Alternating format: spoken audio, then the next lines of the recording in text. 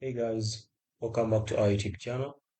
In this video, I'll show you how to enable Game Booster on your Samsung. Now guys, this will work for those who have Samsung S24 or S25.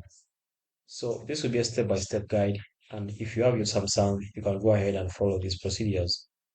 So step number one, open the Gaming Hub or Game Launcher on your Samsung phone. After that, tap on More Options in the three dots in the top right corner.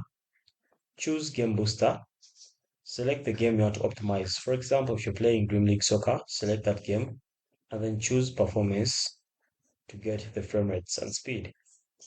After that, you have to take note that using this feature, you'll be able to open the game within the feature itself.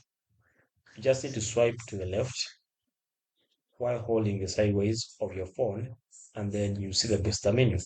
So tap on the game and then choose the booster icon to view your phone's temperature and memory. So basically, those are the steps. Thanks for watching, guys.